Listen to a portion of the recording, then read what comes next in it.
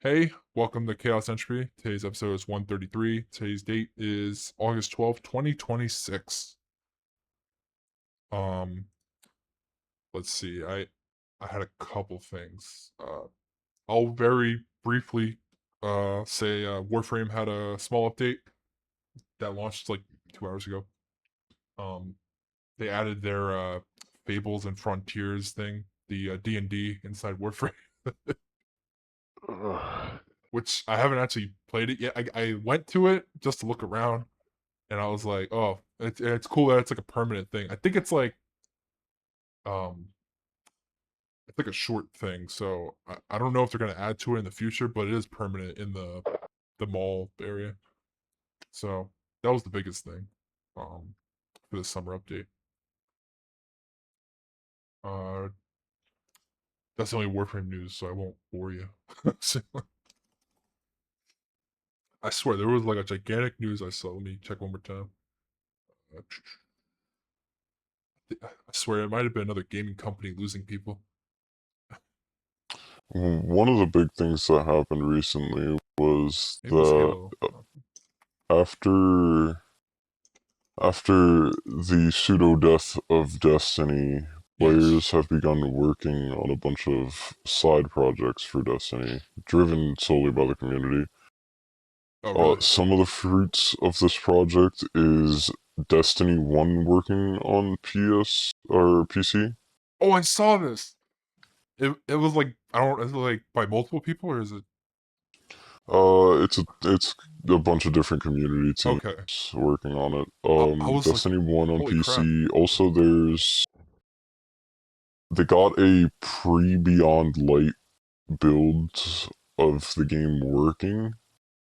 So you can they're currently I think trying to get it to the point where you could actually play the activities. Yeah, But you can, on PC, if you have access to this, you can load into a bunch of long forgotten zones like the OG Leviathan raid and a bunch of stuff that has since been taken out of the campaign, like Red War and whatnot. interesting. Okay, I was surprised these people were able to. Well, actually, I shouldn't be surprised. This happens a lot when a company or a game goes down, and then that community is like, "No, we'll finally put the effort into actually building, D1 or something like this." I swear I've seen other games do that or other people do that for games when it doesn't work for their main game. They're like, we have a reason now to actually come together. So, Interestingly enough, I think the most exciting thing that might come from this is people were talking about the possibility of modding this oh my god, pre-Beyond Light build, I didn't even think of it that way. since it Didn't we talk technically about like is a this being a mod. possibility last time? um, How like if they wanted to, what like the only future for this game at this point, because it's not like going anywhere with Bungie, is through the community, is if they somehow get their hands on a build. yeah, Yeah, well, the main update is now they have it working to where the people who are working on these things can actually load in and post in screenshots of them in or videos of them into these places. So the cracking happened a lot sooner than I thought.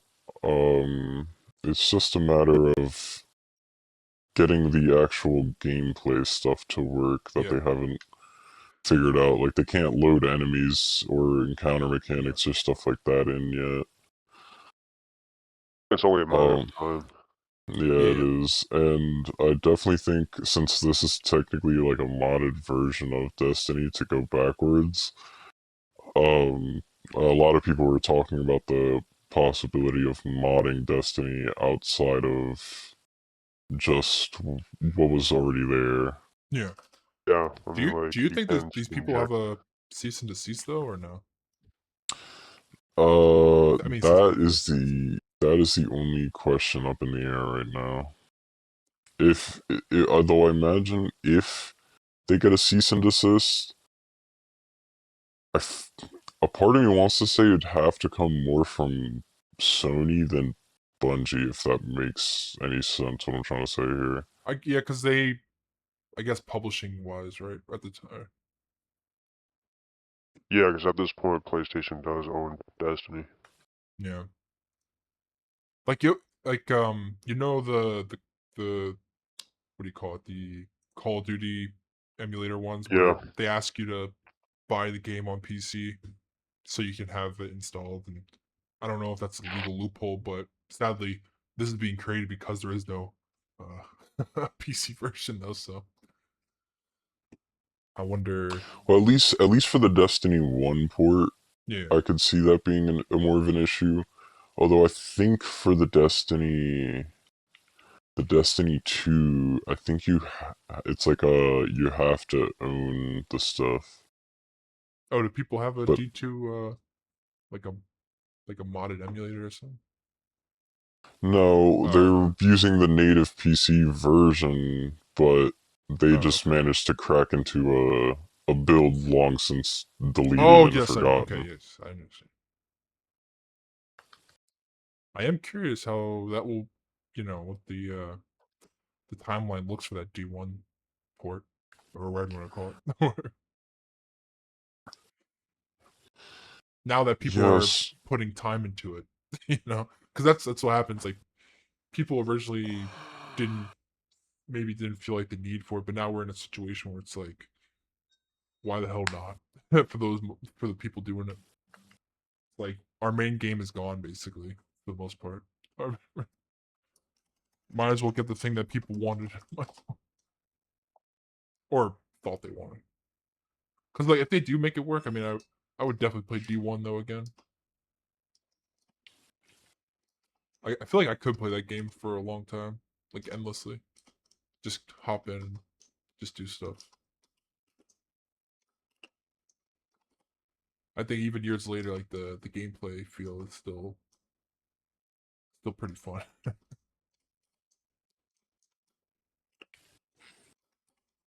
Oh, did you guys see the oh god, what was it? They added an update to Wildlands Ghost Recon for the FPS. for the 25th anniversary of the Ubisoft or something like that.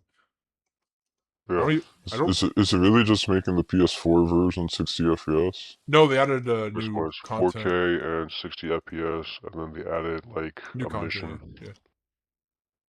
And I think they also made the Predator event like Yeah. Yeah. Yeah. permanent. Now it's there. Yeah. I did download that Future Soldier or or Ghost Recon Future. I haven't played it yet. I think what's funny as a kid. I think that was the only Ghost Recon game I played was the Future one. I'm assuming because actually I don't know why I had it. Honestly, the weirdest news I have is for Dying Light, funny enough. What's Mainly weird? being mainly being that since the game went free on PlayStation Plus, Yeah. they had launched an event recently, uh, pretty much making it so all firearms in the game have infinite ammo. Oh, Oh, no, that's something. let, let me tell you, since I've gotten Dying Light 2, it's been during this period. I fear I'm in for a cold, harsh, sobering bath once this event is over, and I actually have to go get ammo for my guns. I didn't like Dying Light 2 at all. Um, Was it drastically different or just did you play both of them, bruh? Yeah. Okay, so I think you'll understand what I mean when I say this. I'm gonna be flat out honest. I feel like the parkour for Dying Light 2 is like a 50-50 if it works or not. Compared to Yeah. Dying Light 1, where free running in that game felt natural, seamless almost. I'm like in Dying Light 2, I have to like spam my jump button over and over and over, hoping that it does the things that I want it to. but 90% of the time it just doesn't. Yeah. Yeah, I don't know. I just don't like Dying Light 2 at all. I don't like the combat for some I don't like the reason. combat. It feels It's like off. it's not as impactful as in the first game. Yeah, I was playing Dying Light 2, and the only thing I could think was, man, this is a really big downgrade from the first game. Holy shit. Yeah, and originally it didn't even have guns. Oh, really? Didn't. And Which, then funny enough, Dying Light 1 did off the rip. Isn't yeah, there? most There's of a the base third one, stuff. right? Recently, Yeah, the or it's Beast. called. Oh yeah, okay. I knew it Yeah, the wasn't. Beast. Yeah. The Beast is the DLC. I think, though, there are rumors of a Oh, it's a Dying Light DLC. Okay, 3. never mind.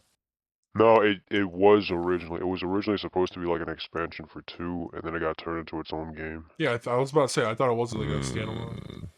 Mm, yeah, that's my Have you ever played apologies. it or no? No, I haven't played the Beast.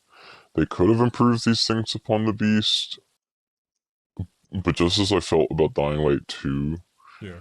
I don't think it's a game that I'm necessarily going to put a full price tag into to acquire.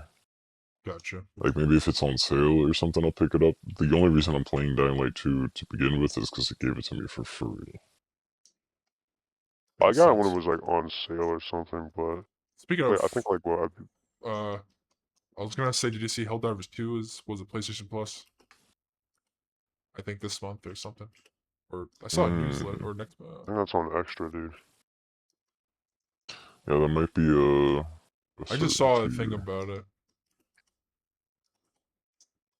which I don't know if it was ever originally, but Yeah, do it's games uh ever on PlayStation Plus more than once or no? No. Okay, just no. I don't know if that ever happened. No, it does not happen. And yeah, Brian is correct. The Helldivers 2 It's for like is the not a PlayStation game this month. It is instead, if you pay extra for PlayStation oh, Plus they added it to the in one lineup. of its various tiers, yeah, you get the game free Gotcha, gotcha, based gotcha. off those tiers. The games this month are Dying Light 2, an indie game called Signalis that I haven't played yet, and interestingly enough, an indie game that just came out on PC, Xbox, and PlayStation called The Big Walk. I don't know if you guys seen The Big Big Walk, but wall. this is Oh, is it the like is that that weird looking game? Like with the trying. Maybe I don't know. I thought it was like that party game almost. it's a friend sloppish type That's what I game forgot the where word for that term. I forgot. Like you literally just walk around, right, and just like discover or something. discover stuff, do puzzles, send this like massive giant fucking park, like national park type of thing. I heard Game's it pretty actually is fun. This game, no, the game is fun. The game is hilarious. Whole because the animations of the guys. If you guys watch a video of it, it's not serious. Yeah, it's Like, not serious at all. I remember it was at the one of the Game Awards or something or trailer.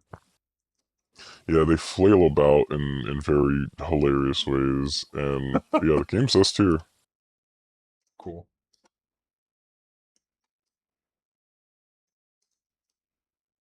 Did it actually officially come out or? Yeah, Oh, okay. uh-huh. I'm just making. It's on PS Plus. Oh, that's what you just said. What was?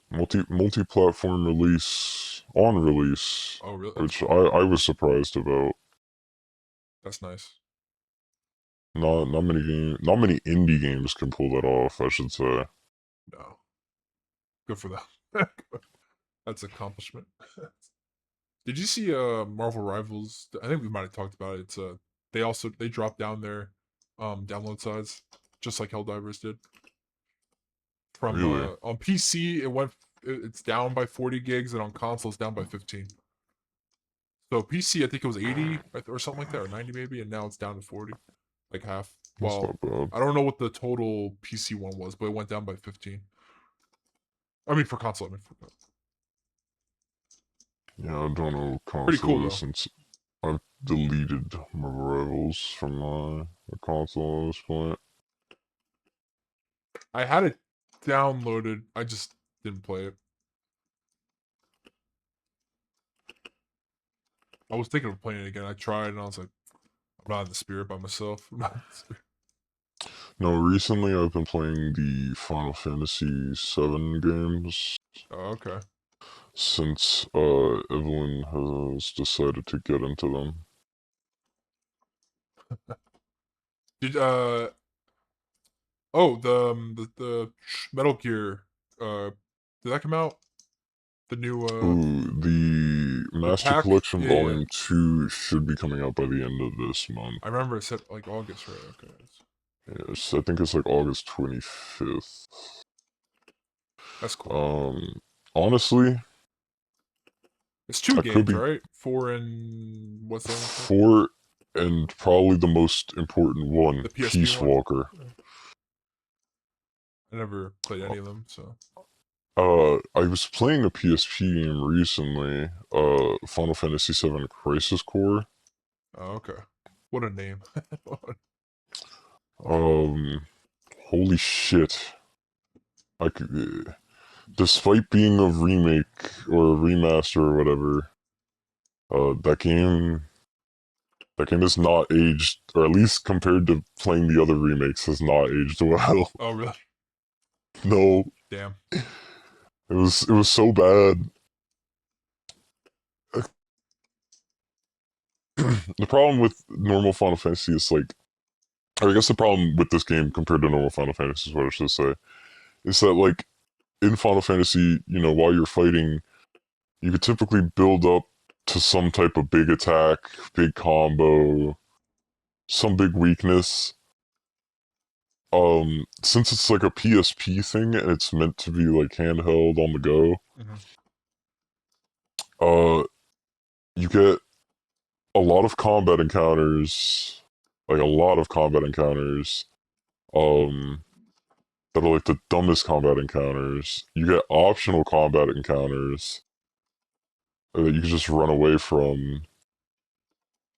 And I think probably the most frustrating thing of all is not only do I not have any real like bar or anything to fill up to do most of the attacks like you can in other games, Yeah. but I have to rely on this fuck ass gambling slot roulette wheel on the top left of my HUD that never lands. I was pretty early into the game, so maybe it lands more later on, but it just didn't land ever whenever I was playing. And the only real control I had in combat was smash square button into infinity and maybe use magic. And that's it.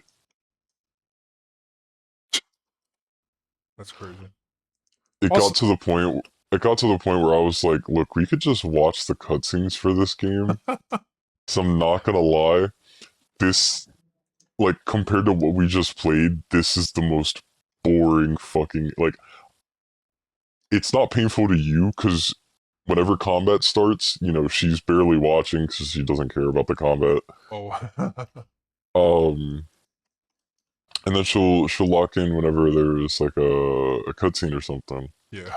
But for me, the player, it is the most painful, boring, I bet. drab experience. And I became manic. I was like, I don't want to do like I literally don't want to. This feels like a chore.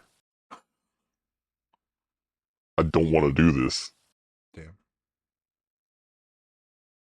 It's the How only long is bad. that game? For like Uh, so from what I was reading, there are three time ranges you could go for. oh, It's okay. 10 to 16 hours if you skip cutscenes and don't do anything optional. If you watch all the cutscenes and maybe do some optional things here and there, Yeah. it's like 20 to 26 hours. And then if you do everything the game has to offer, it's like a 50 to 60 hour game.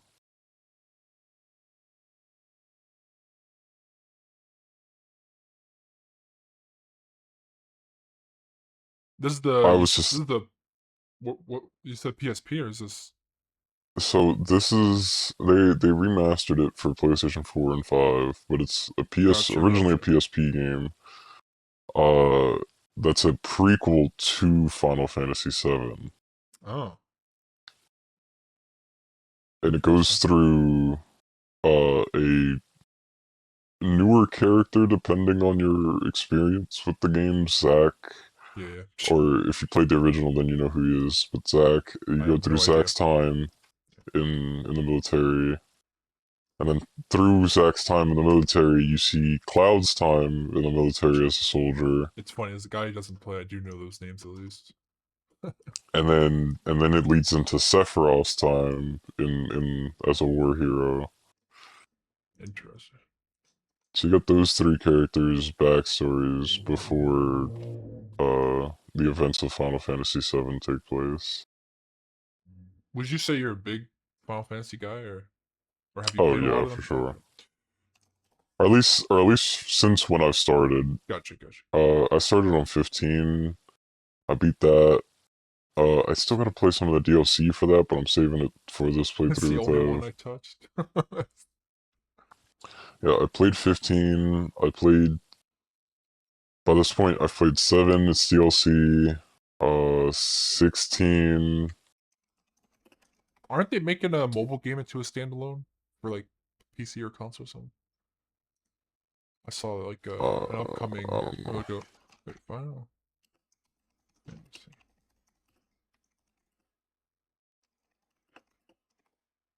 Let me see. What was it called? Resonance. They showed like a couple months ago or something. I don't know anything about it, so Launching October 26th. There was something else launching. I forget now. God damn it.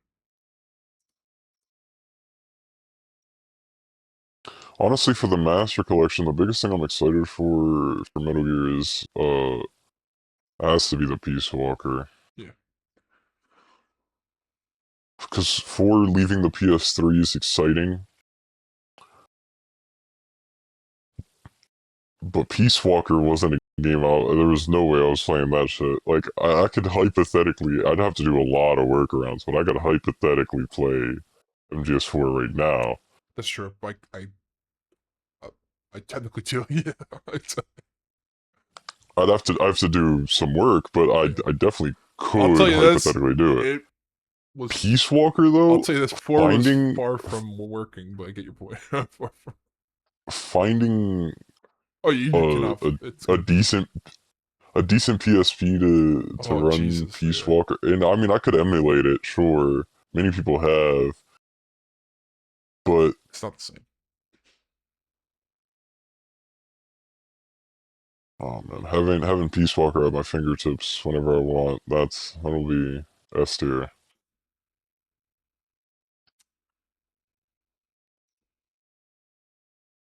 It's like So I was looking at a post for Amazon drops Lost Ark and Throne and Liberty. Both MMOs will continue to operate, but new publishers taking over in the West. I forgot those games even existed. Yeah, I Anything forgot Lost Ark Amazon, existed.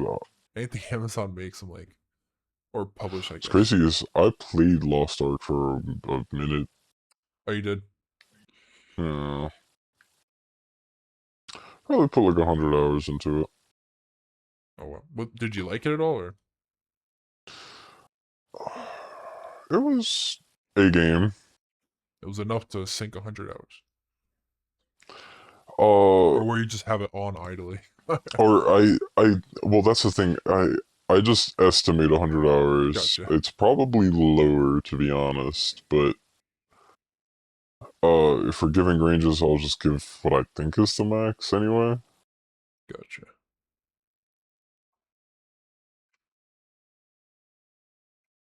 Yeah, it was alright. It was a game.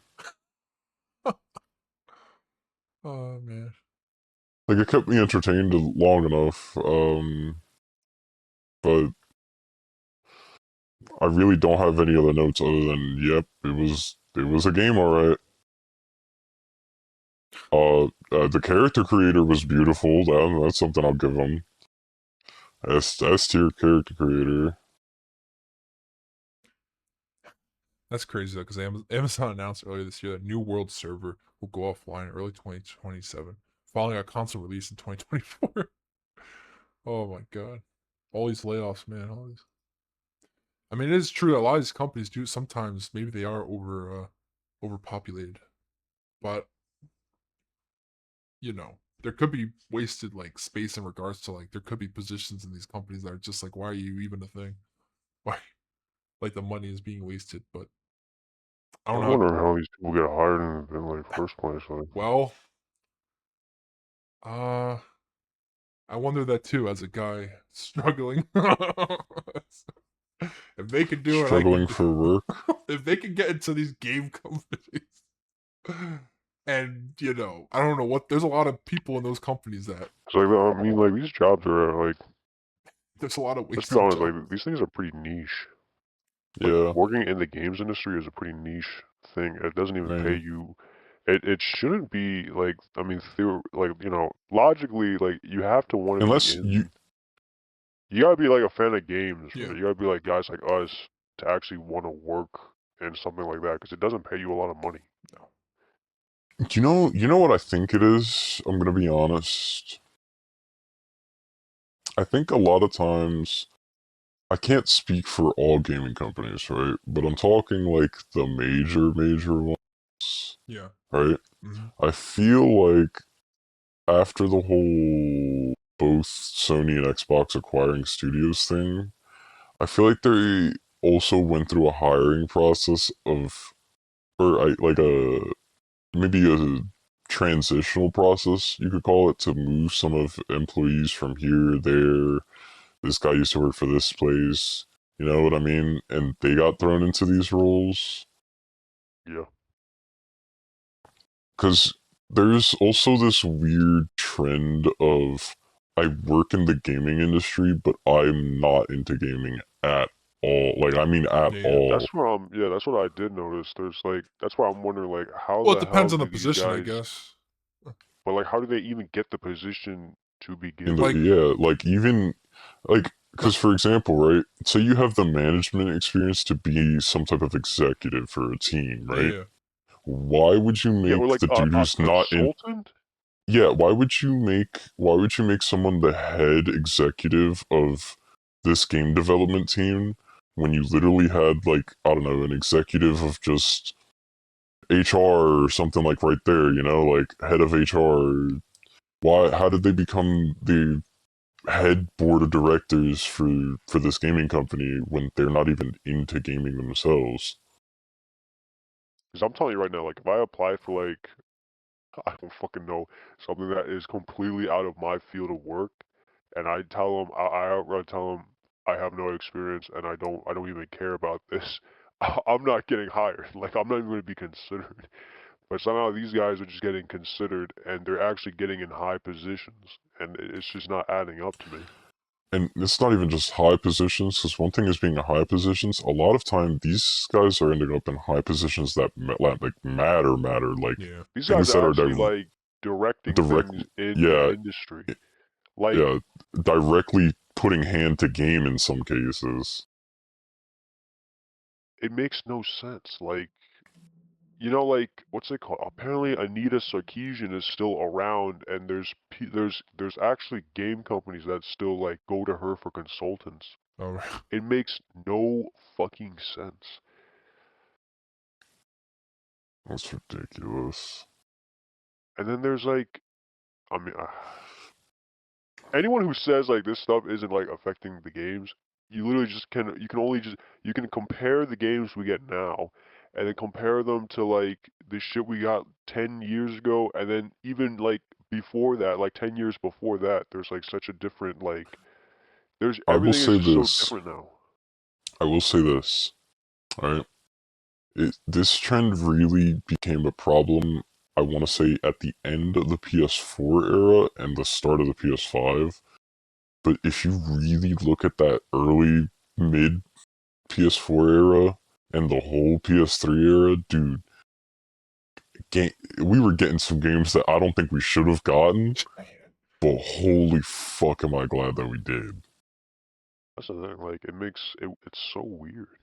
It's so weird. Like, a lot of things definitely. I think it all stemmed from. I feel like most of the like the trends that we see now, they somehow like got set up in 2016. I agree.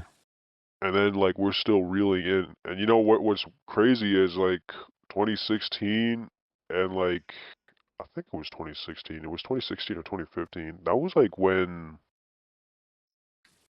all the like Gamergate shit was happening. All the evil in the world started spreading. That's like when The all like yeah, that's like at this the, point like the Terraria corruption took over.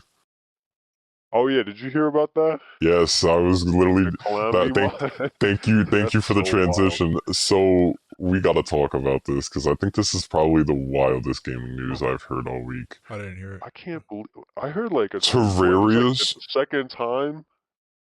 the second time. This would I be heard the this is the first for second me, time. but It's the but first for me, but I heard it's this is apparently I don't know if it's the second time for the Calamity mod for someone or someone in the Terraria community. yeah. Or actually, okay, it's Okay, either it's like the second time for someone working on the Calamity mod, or it's just the second time someone for in the the same community. guy. Hmm. I don't know. I'm actually I just heard about this. Okay, yeah. So me and Brian's excitement to this very odd situation aside, what happened is this. There are I don't think there's any way I could sugarcoat this, so I don't think I'm just gonna come out and say it. There was an expose done on one of Terraria's biggest, like when I mean biggest mod, it's to the point when you talk about modded Terraria, 99% of the people will just assume you have either played this mod or playing this mod or using a mod, making a custom mod pack for yourself that somehow involves this mod. It is the most downloaded mod of all Terraria, and that being Calamity. It adds, just like Terraria, funny enough, it adds too much fucking content to even try to talk about, It's but so good.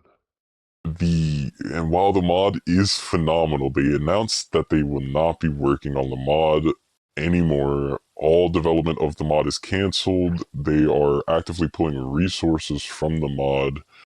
Yeah, Um, like I hate. Oh God.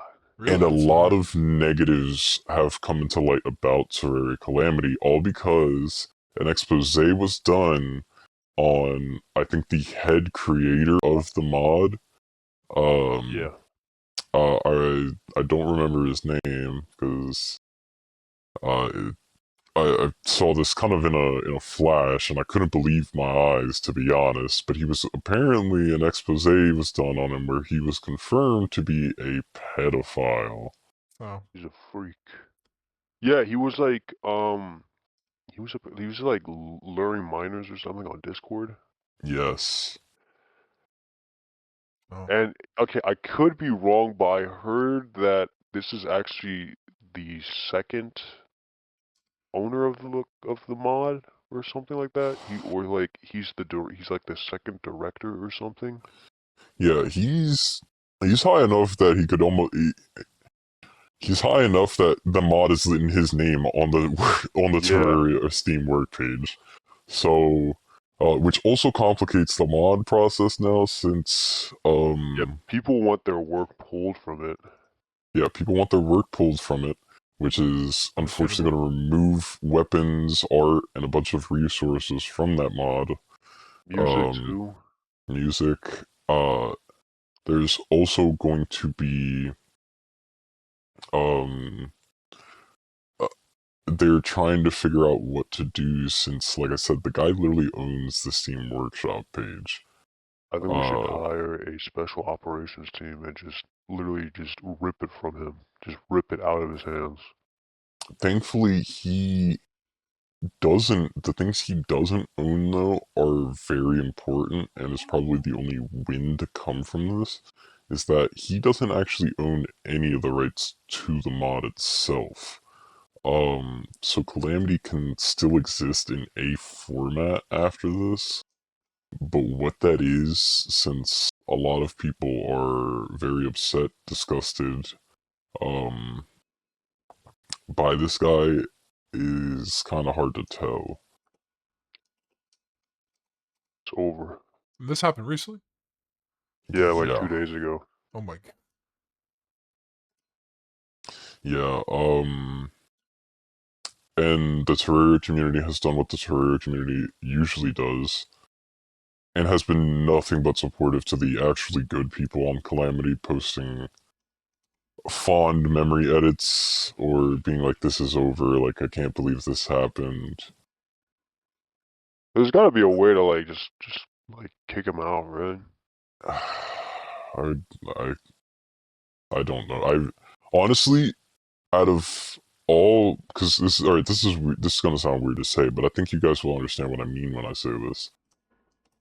Out of all games for something like this to happen to, Terraria is not only the last one that I would expect, but it'd also be the one that I wouldn't want it to happen to, as Yeah. Terraria's, I think you guys can agree, Terraria and the community around Terraria, Pretty positive.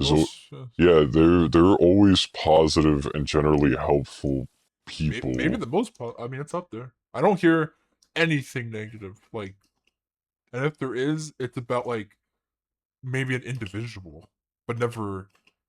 Or frustrations on maybe gameplay, Yeah, but yeah, yeah. But nothing like never. attacks / like nothing crazy. Like Yeah, other like other. this has been the first time anything, or at least to my knowledge, anything this serious has happened in the Terraria community. Damn. And everyone's just distraught because, I mean, reality of the situation is we're probably gonna lose Calamity in the state that it's been fondly remembered as. Yeah, effectively whatever the latest Calamity version is probably the last Calamity. Actually, what's worse is it'll get updated to remove Oh yeah. things. To remove things. And I Damn. don't know if they have the team resources, or hell, I almost hate to say this, but it's the bleak reality of the situation. The people even willing to work, like leave the mod in what they could call a finished state. Yeah. So Calamity ends in Calamity. Wait, how big was Calamity though in regards to? Pretty big, dude. It like Okay. basically doubled the game. Yeah, and what's worse is Calamity only continued to get updated as Terraria did. So literally, whatever the bulk of you imagine Terraria's size and expansion and progression to be, Yeah. double that, depending on your mod pack, maybe even triple that, since there is also, like, if you have Fargo and Calamity, you could do like the whole what Yeah, is it? dude, that shit is crazy. It's that one insane crafting tree. You know what I'm saying? It's like the soul of everything, or the eternity of everything, or whatever it is. Yeah. Sounds crazy. Like, Yeah, but now it's like all it's fucked. The whole thing is just fucked. There's no other way to say it. all because of one sick motherfucker. Damn.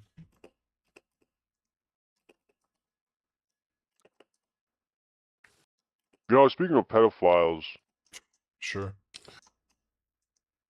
have you seen that new A24 Yeah, yeah. thing? With Oh god. oh, Chris that was a Hansen? real. I thought it was a YouTube Oh documentary yeah, that no, he made. that's real. Yeah, Robert Patterson. I Oh, you're haven't talking about seen the that. movie, but it's I thought you're talking Yo. about you know EDP, whatever you his know. name is. Oh, that's another one Oh, that there's came that out one, yeah. recently, You meant bro. him? I thought you, because he made it, or he just. No, Mike, what's his name? Mike Klum, right? Mike, Yeah, the guy yeah, who yeah, did the documentary on Boogie, also Oh, made a okay. yeah. documentary on EDP. Like, why would you accept that one? What's crazy is But, Boogie is in the documentary. Oh no. oh yeah, yo, you know who else is in the documentary? Chris Chan. That's He's- so wild. That guy's still And then like he alive. literally comes out of nowhere. He comes out of I'm nowhere. gonna be very honest. I just assumed that he wasn't around anymore. That was so We all wild. did. I didn't expect to see him. You saw everybody. Like Chris Hansen was in it. The guy who, what's his name? I'm Chris The Hansen. Alex Rosen guy. Charlie. Everybody was in it. Oh yeah. Charlie was in it for yeah. some odd reason. I don't know Yeah, why. Or Moist Charlie Critical. was in it. I Yeah, guess because I don't know. everybody. I think it was like I think he was like one of the first major guys who made like a video like, okay, Oh, is that? guys, Oh. I can't believe it. The EDP situation is Yeah. I could see the title. The situation is crazy. Nobody expect. Nobody knows what it's done. Nope. dude. Be the bad man. It's But wild. And then you know what's the funny thing for me though is people notice this. I haven't seen the movie, so I can't talk about it. But people notice this in the trailer, right? Yeah. Is that Flash. Wait, which yeah, one? I was gonna say Prime time Flash one? Thompson isn't in Spider-Man because he's too busy. People are saying that guy is playing Sokol. What's his name? The pizza guy in that the pizza like the one guy who's like, I don't know who you are, so tell me who this is, and then he takes the cheese pizza out and starts eating in front of. People are saying that's who he's playing. That would be wild. The Chris Hansen movie? Yes, yeah. Oh, I'm gonna be People are honest. saying- I only watched like a couple episodes of that show. I think my favorite rendition of that show, and I think most people can agree with me, gotta be the Boondocks. Wait, didn't that show end because I of like the ya. senator thing, right? And I won't. It ended Because they found a senator. No, it was a. Because they're meant. I think it was that's in the movie, or I could be. No, it was like a district attorney or something. Oh, okay. I thought it was a senator. Or no, it was like a local politician, or I think he was like, I don't know. It was like a guy working for like the local government. It was like a high. I actually watched a video on it like a couple of days ago. The guy, like, they found where he, like, they came to him to his house, and they were about to get him, and then he literally pulled a gun out and just shot himself. Oh, jeez.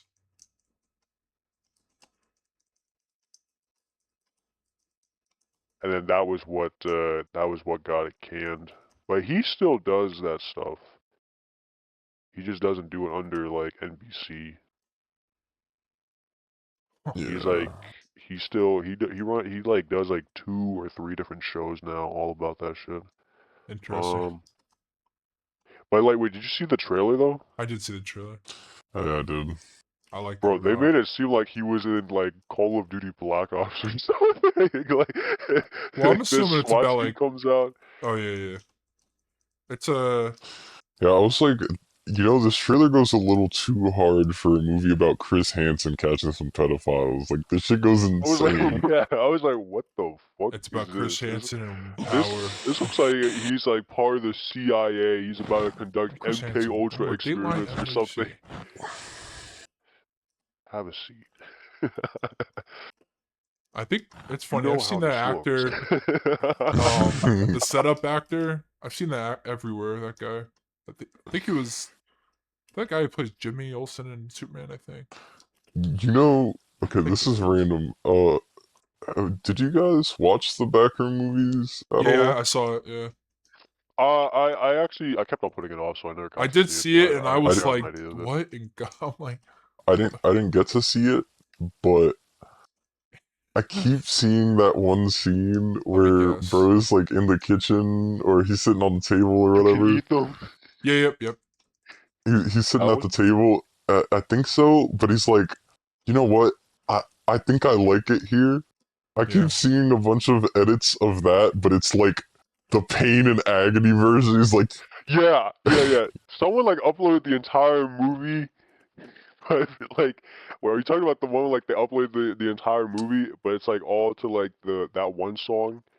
Uh, I could definitely find an example for this, but it would be like okay, um, I'm trying to think of something that would frustrate you. Okay, it'd be like for the Destiny 2, it'd be like for one of them would be a good version where it's like I think I like it here, and the other one would have these terribly drawn on angry eyebrows, and it would be some dude doing a voiceover. He'd be like, I fucking hate it here. Or I don't know if you guys seen this one. It's like the dude, and he's talking about some dude cooking something, right? And he's like, he was cooking up literal joy and happiness. And this other dude's like, joy and happiness. He's like, yeah, yeah, yeah. I've been seeing angry Sounds versions so of that. familiar, but I think Bro, I've been seeing it to some random things in gaming recently, and it's been the funniest fucking thing I've seen online. I've seen the one where like he starts crashing out. I've seen that Yeah. one. Yeah.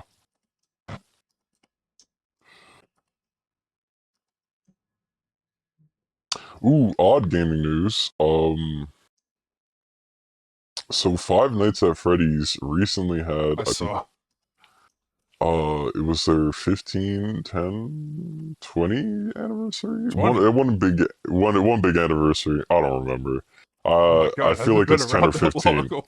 I feel like it's 10 or 15. Okay, I was about to Um, Huh. but for their anniversary, they recently some things got announced. One being they're making two new games, excitingly. But I think the biggest announcement has got to be the IRL Freddy Fazbear's Pizzeria coming Yeah. to New Jersey. I heard about I'll that. be there. Yeah. I'll let you I'll know. be there. I'll Oh be. no, Oh my god. I'll be there. Not to Oh, I'll be there. disclose my All right. information, but I can be there. I can be I there. I'll be there, and let me tell you, I'm gonna be first in line to get my photo taken with Foxy. I'm not even a All fan right. of this game. It's just the fact that Jesus. this thing is real and it's close It's by. just like how it was literally just like a fucking knockoff of like Chuck E. Cheese, but like if it was evil or something. But I think And everyone had those thoughts when they were Not a even kid. evil if it was haunted.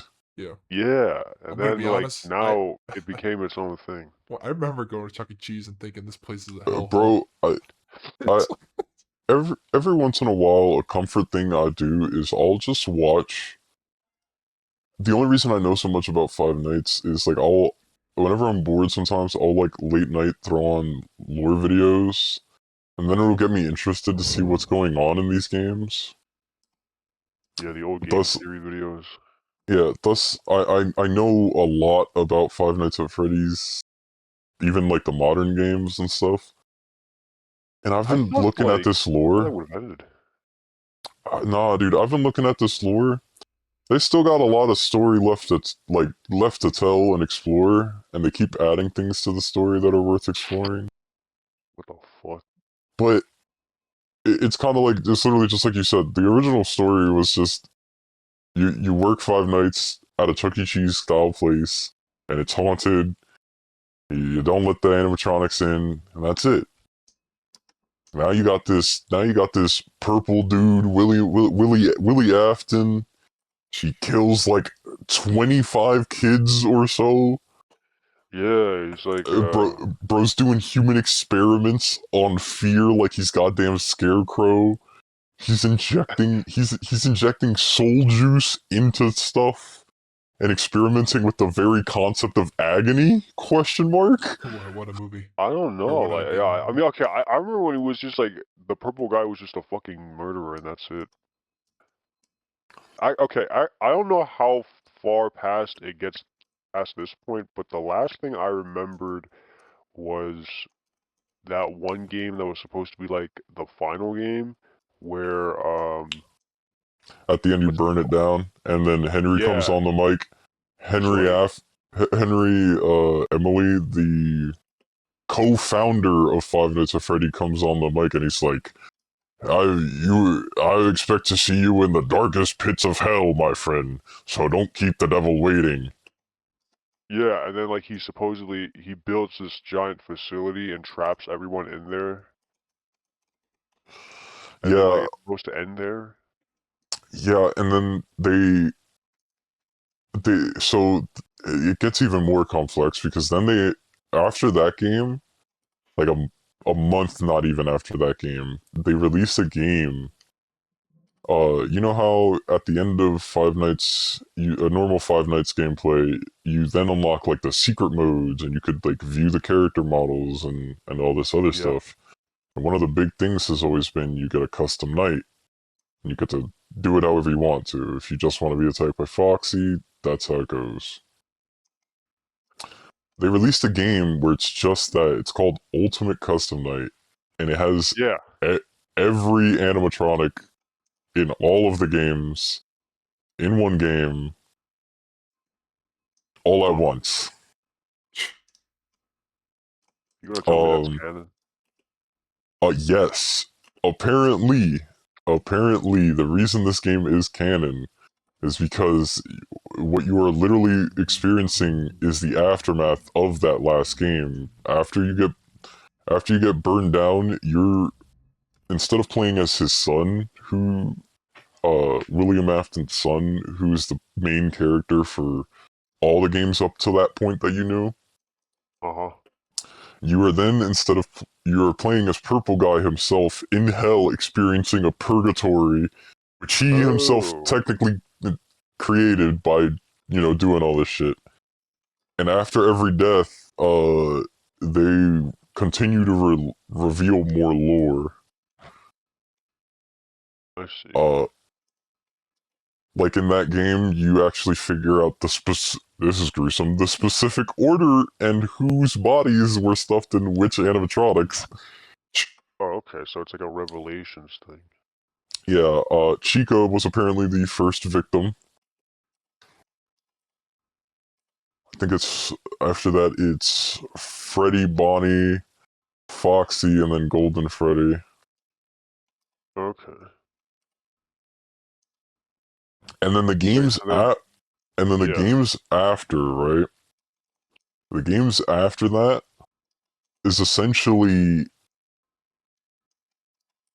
what they did was they kind of split their games up, kind of like how Destiny did in a way, or maybe Marvel would be a good example too. Where they essentially split up that first chunk of games into what they call like the Afton era, where it's just you Oh. learning about Afton's crimes at these restaurants and how he did it. The second half is actually good Second story. half. Holy shit. Yeah, well, I call it the second half because it's like all the games after that point, right? All the games, movies, books, and all that is after that point. It's pretty much exploring like the ramifications of this. So it's like because there's Oh, also a lot of so when you're playing yeah, as Mike? yeah. So it's like the Okay. aftermath of all that. So it's like, for example, something that ends up happening is after they burn down that last restaurant, many years later they build a mall above the goddamn thing and it's haunted there and that's security breach. Or you figure out the very origins of Oh, Freddy's wait, where in security breach when you're playing as the kid and like, yep, wait, so wait, yep. what exactly is the story of that one? So essentially the story of that one is Gregory is this kid that we know little to nothing about. As you go on to play the games, there's a few interesting lore bits with Gregory, but the main thing is he's a kid who's not supposed to be here. Freddy glitches out, and it's pretty much the whole point is Freddy or Glamrock Freddy trying to get Gregory out of the mall. Okay.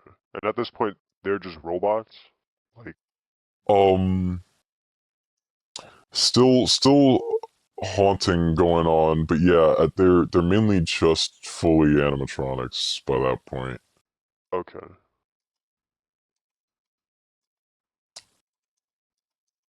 There And is then, like there's strong evidence to suggest like the possessions are still there. Okay.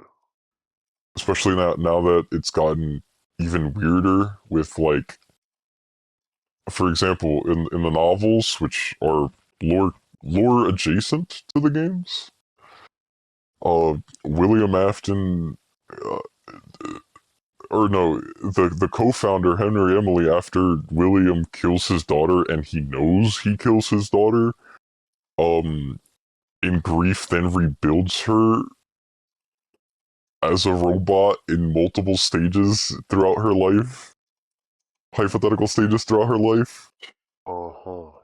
And then one of these robots ends up discovering that she is a robot of this dead child, and it's a whole fucking nightmare fest. What the fuck? Good horror though. Good horror. Oh, so like now it's just okay. Okay. I think the best way I could put it is they're still able to tell their like Chuck E. Cheese style story with the branding of Freddy's, but the actual concept of what's going on in the games is no longer, oh, it's just that a animatronic is haunted. Uh-huh. Now there's a lot weirder shit going on. Like, for example, now there's actually the supernatural Okay. outside of ghosts. Like, just like one thing is, and this is supposed to apparently explain why in the very first game, this was a commonly known thing. The posters on the wall would change with like news clippings or like drawings of children. It's that apparently in the world of Five Nights at Freddy's, one of the supernatural things is like if enough emotion is carried at a place, it could have good effects and bad effects.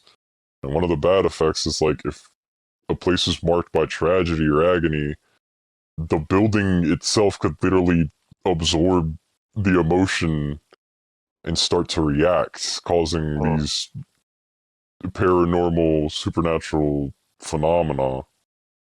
I see. I think like one of the things like that really just stood out to me though is like how Mike, what's his name? Is his name Michael? Yeah, Mike.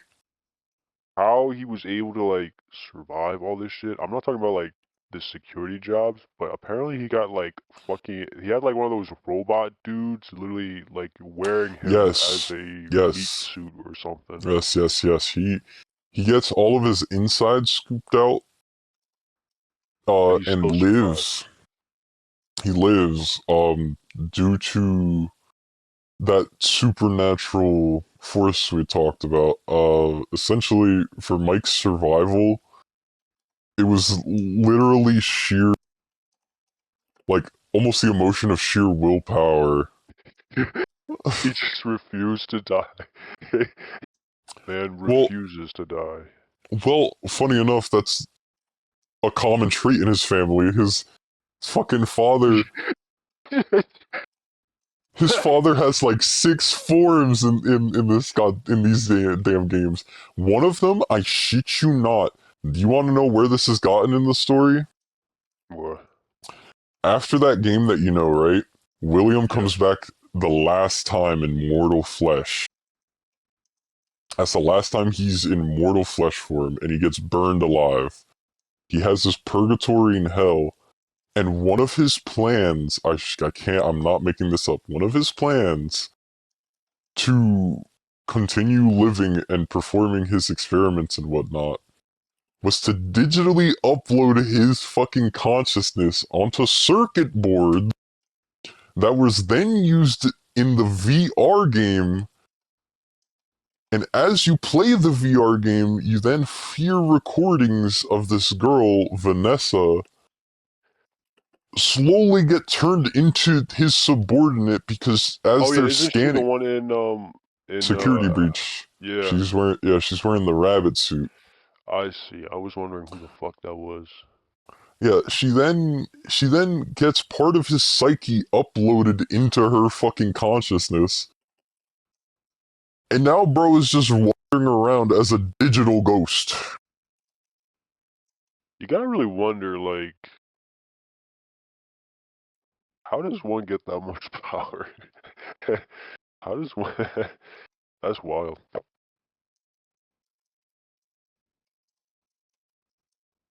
I will say this, surprisingly, because you think it's like at what point would they end? But the one thing Yeah. I do have to commend them for is their lore has stayed surprisingly consistent. And what I mean by that is like it's never deviated too far from the original product where it's not even itself anymore, but it's definitely also staved off the ability or like the taste of being stale, if you know what I mean by that. Like Uh, it stayed fresh enough to be interesting, but not repetitive enough where it's stale. They're in a I'm really good surprised. spot. Yeah, I'm surprised. Like it still hasn't. I thought it would have. Like I thought it was a fad. Like I thought it would have ended. I thought the biggest it would have ever gone was that movie, and then it would stop. Surprisingly, that both movies are integral to figuring out the lore still. That's so wild. I mean, that's another thing. Wait, so the movies are canon? There's two of them, right? I Yeah, thought the so movies were like in their own like little they thing. are. They are. So what Scott has since done is he's released a bunch of books, multiple series of books, right? Where, like I said, they're, and I use this word very particularly, lore adjacent, where the events aren't one to one what happens in the games, but there are certain ideas and concepts that are canon to the game. For example, right? One of the things that is canon to the games, this book got so big in like the lore community around this game, Uh, it got its own separate release as a game. Jesus Christ. Um, A book. but Wait, a book turned into a game. yes, yeah. There's this game called Five Nights at Freddy's Into the Pit, where the year is 2023. Kids these days don't even know what the fuck Five Nights at Freddy's is. And this dude, this kid, his dad is leaving him at this pizza shop with a little bit of an arcade in there because it's an old Freddy's. Uh, And he goes into one of these back rooms because he's bored of being there all the time, and he falls into this ball pit, and he gets transported into the year 1983. uh, And um, one of the most interesting things that happens there is that William Afton from 1983 almost takes over the consciousness of his father while not being there. Um, and wait, so what? he takes William Afton. I think it's by digital stuff, like digital kind of paranormal stuff. He Uh-huh. take he takes over the consciousness of the character you play as or the character you're reading as. He takes over the consciousness of his dad. Oh, okay. And so you have to like throughout the course of the book, the character Oswald is trying to free his father from the control of William Afton, and he has to keep going back to 1983 to do this. Oh, so he has to keep jumping back into the pit. Yeah, Okay. Oh. or one of the big things is the idea of people being robots or robot children, as that's a concept one of the books is definitely, or a lot of the books have definitely demonstrated to be a possibility. Oh, so what, is it like a bunch of like? You could almost think of um because like his game series, you could almost call it like an homage to the time of when Chuck E. Cheese was at like its popularity, its big boom, right? Yeah. You could think of his books as an homage to the Goosebumps series, funny enough, because it's like a series of Oh, okay. short stories, each of them Yeah. different. Yeah, but they're all like connected. Mm-hmm. I see. Okay.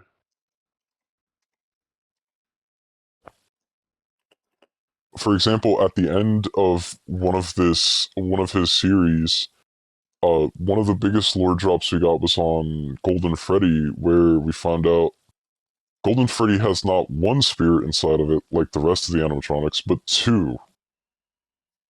Oh.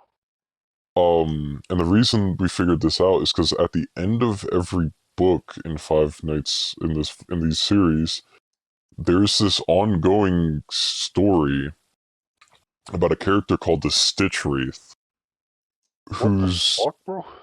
yeah, the Stitch Wraith. You remember? Okay, you know that animatronic that went inside Mike, Yeah. and his name is Ennard, and he's literally like an Yeah. amalgamation of souls and other animatronics all formed up into this one core being. So the Stitch Wraith is pretty similar in the fact that like it's just an amalgamation of a bunch of different animatronics all clobbed together, but two souls get stuck inside of it. And by using the literal manifestation of positive memories, um, and that positive emotion, he's able to then turn the supernatural entity of their agony into a positive thing, and one of the souls is able to be released from the, Body. the body that they're stuck in. Yeah. Which is then paralleled in the games because in Five Nights at Freddy's 3, and when I say this, it sounds obvious now because, these books have had time to simmer.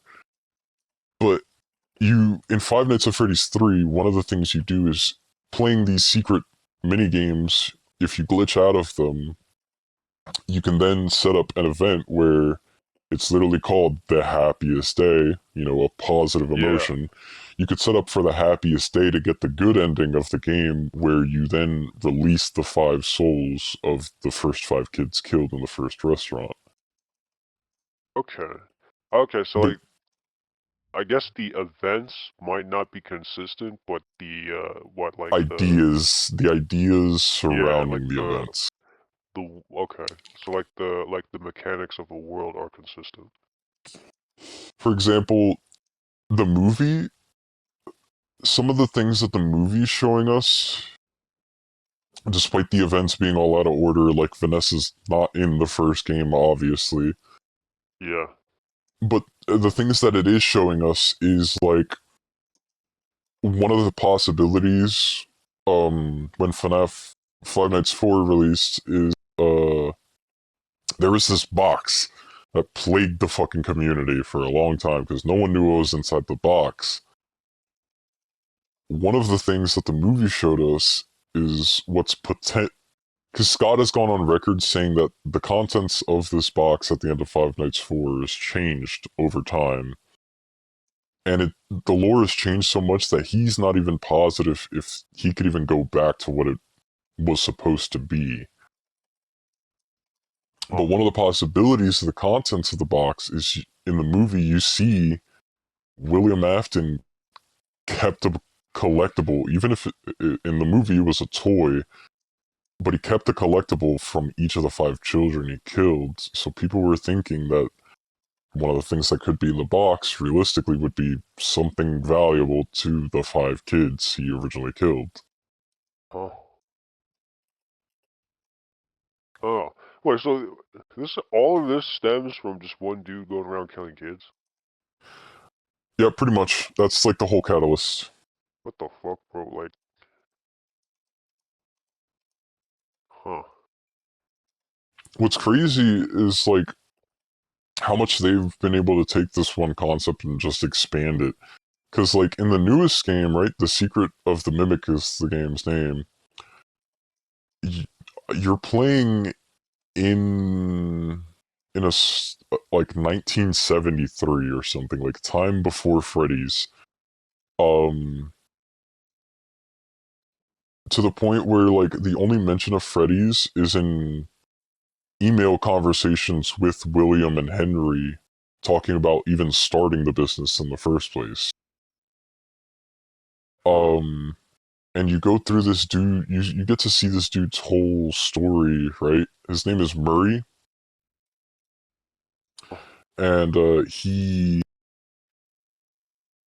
essentially has his own company that he takes over from his dad, where it's like it's a costume factory, and they've made a few products here and there. But reading these emails, you get to figure out that not only does William buy out all of this dude's employees, he borderline takes this dude's company to the brink of bankruptcy. But underneath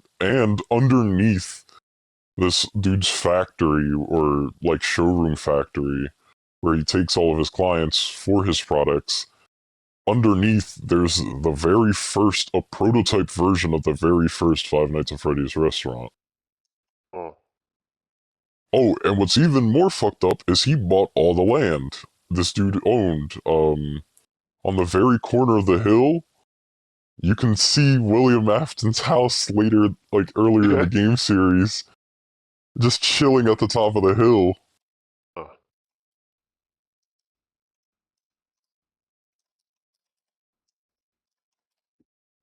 So that's wild. That's wild how far, how deep this rabbit hole goes. That is so much information I knew nothing about. My only memory of that game is like maybe the first two. Wait, so what about that one game where like it was like it's like a turn-based thing? Like Oh, FNAF World? yeah, what is that? Okay, FNAF World is, again, crazy. So, the whole point of FNAF World, right, is essentially after Five Nights at Freddy's 4, this is when that big meme, is that the bite of 87? And you see the kid, you see the kid's head get crunched, right? Yeah. At the end of that game, um, William is talking to his son as he's literally in a hospital bed dying. And the last words he says to him is, "I promise I will put you back together." And Oh, wait. through So is the game like what's happening in his son's head when he's in like that fucking yes. coma? So Okay. literally, if you take a look at the view of the game's map, what you then realize is the view of the game's map is a human brain. It's literally structured in the layout of a human brain, but there's a key problem. The frontal lobe is missing because the kid's head literally got his frontal lobe removed. Oh. Okay. And what you're doing is, since he's the second person who is in the Golden Freddy suit, he's the person who sets up the pieces in Five Nights at Freddy's 3 to play those mini games that you can glitch out of to free the other 5 kids that were murdered.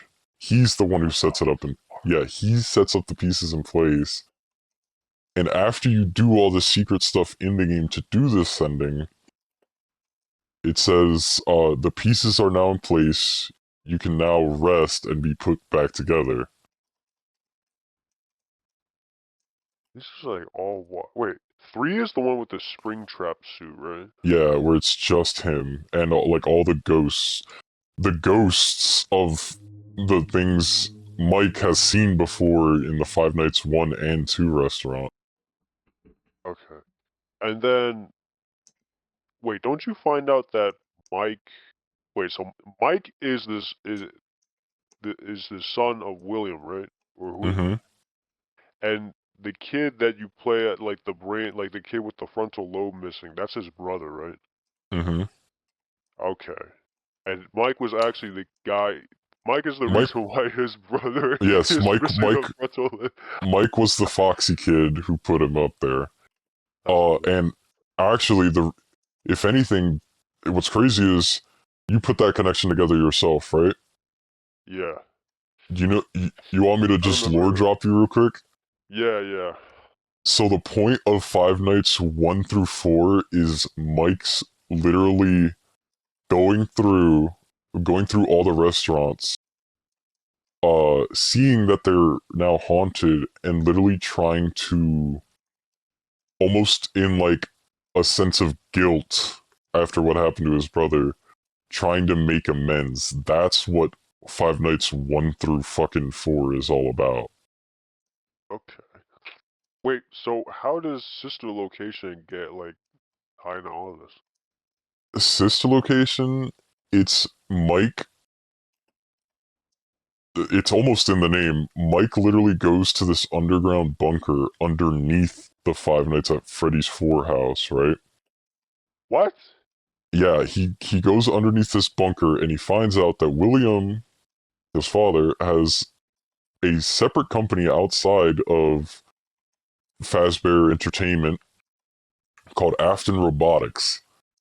And he finds these four these four specific animatronics whose whole purpose is to kidnap kids. He finds one animatronic baby who turns out to be his sister, and he also unfortunately finds himself, no matter what ending of the game you get, being literally, his innards get scooped fucking out. Wait, so he never knew he had a sister? He knew he had a sister. The problem was he didn't know what happened to his sister because the way these next animatronics are built for for sister location specifically is they have a bunch of technologies that you can see in the blueprints of the robots because they'll flash that image whenever you load into a new area sometimes. Uh-huh. Looking at the schematics, like two of the animatronics, their whole purpose was to lure the kids away with voice modulation technology. And get this, Okay. this is word for word, bar for bar, parent mimicking technology. Ah, yes.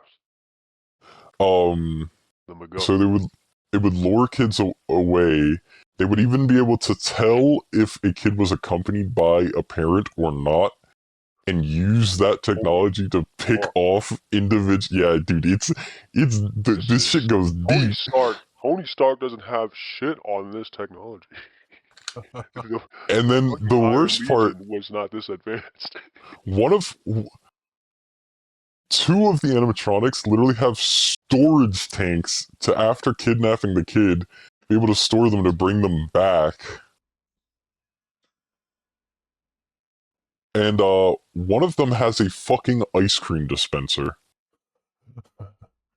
What the fuck? Wait, so wait. Why does he wait? So why did he kill his sister? I mean, and then why did he So do? Why? William, right, makes these animatronics, but you can hear conversations with him and his daughter throughout the game, being like, she can sing, she can dance, she can even make ice cream at her fingertips. But you hear William's daughter being like, why won't you let me go play with these animatronics? And you never get the answer until at some point in the game you get to see why. Despite him knowing what these animatronics are capable of, and despite knowing that he has an entire child, William one day isn't around and she goes off to play with one of the animatronics. With using all the technology I told you, senses that she's alone, without a parental figure, dispenses ice cream, and literally kidnaps Elizabeth. And it isn't until later, potentially, that he opens up Elizabeth to find her dead body. Oh, Wait, so he... Also, interestingly enough, you can tell that baby is possessed because despite originally having blue eyes, after Elizabeth possesses her, her eyes then become green. Wait, so... How long did he... Wait, how long was she missing for her to actually die? Unfortunately, I don't think the answer is clear, but I will say this. I'd imagine not long, considering uh the believed method of death is oxygen asphyxiation in her Oh, okay. case. Jeez. That's wild. Wow, so like... Okay. So wait, why does he... So it was an accident? He didn't mean to kill her? Yeah, he did not mean to kill her. That's wild. So...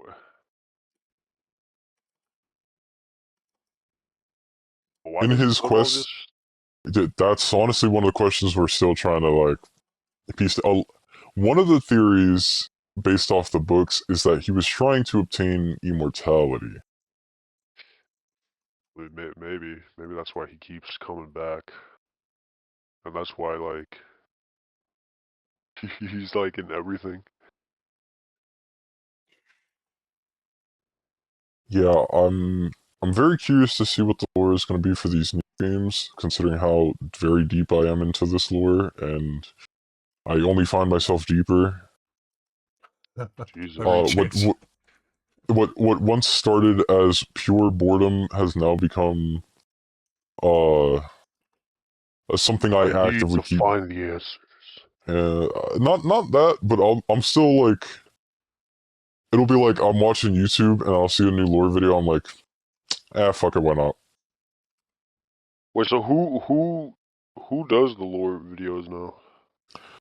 Uh, it's been a bunch of new people, or newer to me, but Rytoast, Dawko, FNAF is one of them, and then there's been a bunch That is of tired. Game Theory's still pumping out good ones. But the problem is with them is that they're Game Theory, not FNAF Theory. So by the time they actually touch the subject of FNAF again, people have already been spitballing into infinity, Yeah. and he's definitely not hitting the MatPat speeds of uploads because MatPat was usually the first. MatPat was like a spearhead, man. He was a pillar. And honestly, just touching on MatPat real quick, it's kind of sad to see for Game Theory because I used to feel like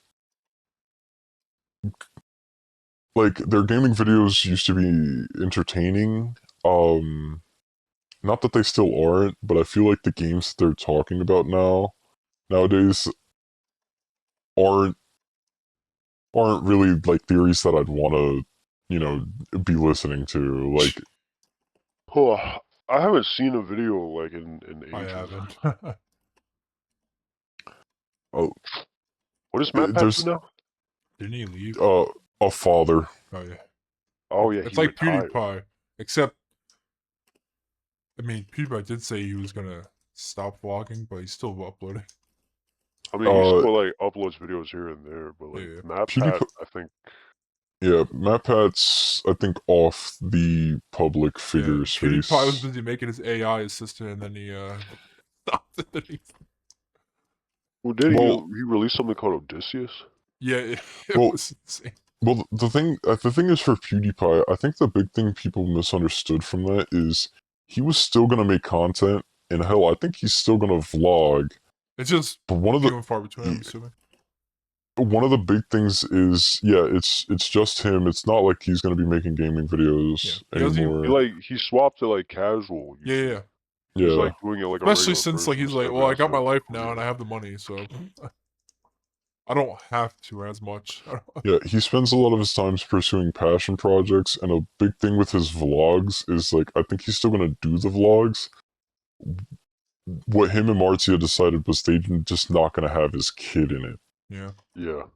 because they wanted him to decide when the time came if he wanted to be in the public Yeah. space or not. Because Him and, people him and knew. MatPat are doing the same thing, just different flavor. Makes sense. Oh.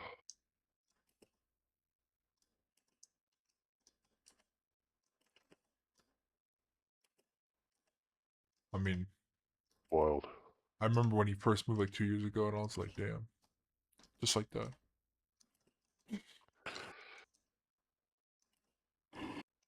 It's actually crazy because FNAF has managed to stay relevant. I'd honestly say largely due in part to its new games, people still theorizing about this lore. Because I mean, it's that's the not thing. like Like, I it's not remember like telling myself I thought it was gonna end after like Sister Location, and then it didn't end, and then I thought people would like get bored with it eventually, but I guess not. I think the lore has managed to at least keep itself, like I said, fresh. Like it's not stale. It's at least still interesting. Oh. Oh. But I was also gonna say part of the reason is due to the YouTubers around it. Like, for example, something Markiplier just did recently was fixed a decade-old mistake. Technically, by very technical standards, when he was making his Five Nights 2 2020 mode, Yep. he technically cheated. Really? Yeah, it's even in the OG video. But after one of his fails for the 2020 mode or whatever, he's trying to hot swap back into it very quickly, and he accidentally selects the wrong mode. Damn. And so after a decade of people telling him that it's been wrong, he gone back, completed the challenge legitly this time, and reclaimed his title as the king of FNAF. Okay. Okay. That's funny. That is sort of fun.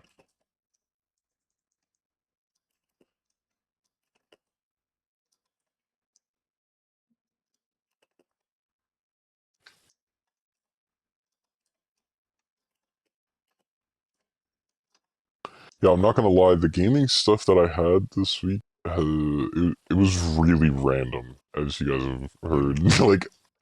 like really random. Oh, that's alright. I didn't There really have was a lot. there was one major thing that it was a big thing.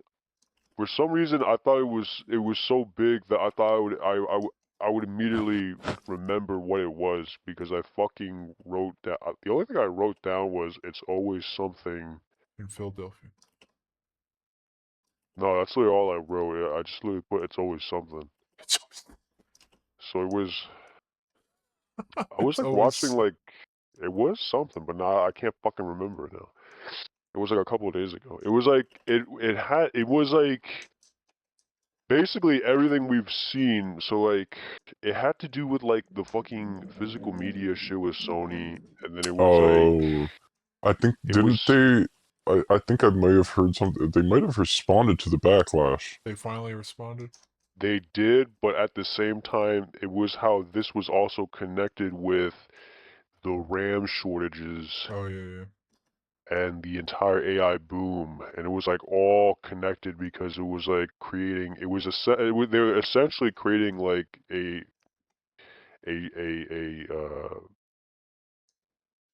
I guess like a really fucked up environment. Like you wouldn't be able to like somehow the what's it called? Because RAM is just getting worse, and it's predicted to get worse, and that people are predicting that cloud gaming is going to be on the rise soon.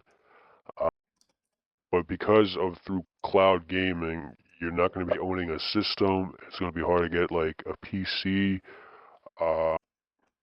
On top of that, it somehow worked. There was a link between that and the physical games media shit, and then something else with fucking EA. It was like this giant ass elaborate, like everything is within reach of each other. It's like the major shit is like the next like big thing, the next Shift. problem is coming. Yeah, it's already coming. So and then like I like listened to all that and I was like it's always something, bro. Like today, you're up against something, and then tomorrow it's like there's every 5 years something comes out to try to beat the shit out of you. Yeah, I will say, as gamers, the news that we receive hardly is ever positive. Yeah, I mean it was Like, if we're being no, brutally and honest with then ourselves, it's hardly ever positive. I remember it was like something too with fucking GTA 6. Like GTA 6, there's like damn it, it was like this giant ass. It's not a conspiracy because What's it's crazy? happening. What's crazy is I think the GTA one, the developer of Rockstar was like, nah, if in terms of the physical games thing at least, he was like, no, if they want physical games, there should be someone there to meet the demand. It's not up to you to just be like, oh, no more physical games. No, no, wait. It was him or it was someone from fucking EA that like started like equating physical games to like what's it called? The vinyl Vinyl? records? Yes. I Oh think it my was him. god. I think I've seen it, yeah. Yeah. And then I don't know. I think like GTA 6 is gonna be pretty big. I think I mean no shit, it's gonna be big. But unfortunately like I used to be excited, and I'm still kind of excited, but like at the same time, I can't help but feel like at this point No, it's like I think waiting for the devil. I think I know what you're saying. Well, I think I know especially what with you're that saying. Netflix thing. Especially. I'm Yeah, excited. I'm excited for the game and to play the game. I'm not excited about the news and the potential I'm not excited. ramifications Yeah, I'm not excited for anything else of around this game. I'm just excited for the game itself. Unfortunately, GTA 6, knowing they're like very self-aware of their position in the industry, and they're like using themselves as like a giant spearhead to like just fucking yank the shit out of us, and it's going to unfortunately work.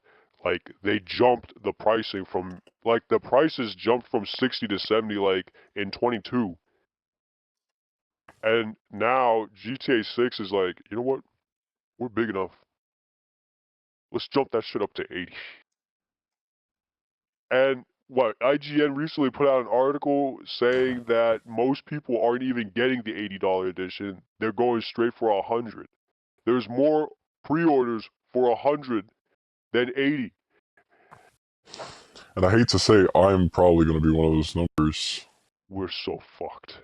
We are so fucked. And then there's all this Netflix deal that there was a deal, okay?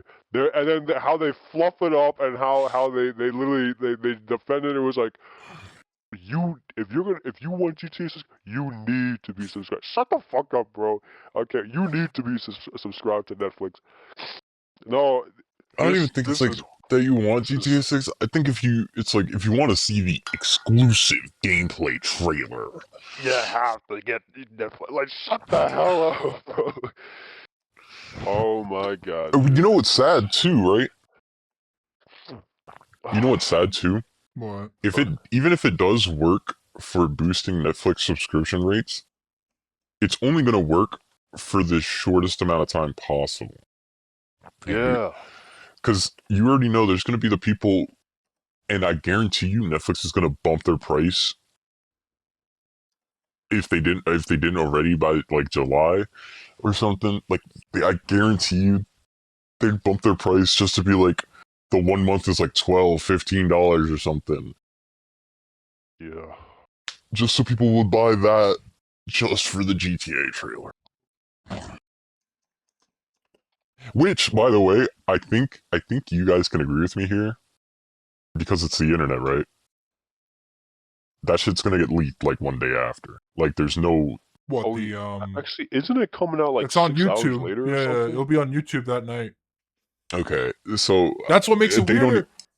they don't even have to leak it, but like, still, like, what? It's wild. Yeah, it's on Netflix first, and then like 6 hours later, it'll premiere on YouTube. I'm like, then why even make like a percentage of the people are willing to watch it earlier because they're paying? I'm like, but you're gonna see it anyway. I'm like, whatever. Well, you know what's the weird thing about it? It's like, I wonder if it's a case of, because like, for them to, I also feel like, right, it's Rockstar we're talking about here, right? Yeah. Say what you will about the company, but they know how to make presentation, and a presentation worthwhile watching. Like, playing through the story of the games they have released, as you know, it's an S tier experience. So I feel like the one thing they have to show off is like a heist or something like that. Like, right? Like, Yeah. no way. Because no way they aren't going to show a heist or something big, something crazy like that, just for this gameplay trailer. Because, I mean, you know, they even, this is the first time it's ever even happened where it's like, we're showing a gameplay exclusively first on a streaming platform, or a platform that Yeah, it's isn't pretty just, we're crazy. gonna upload it to YouTube, because I feel like they wanted it to be this whole big thing, you know? Yeah.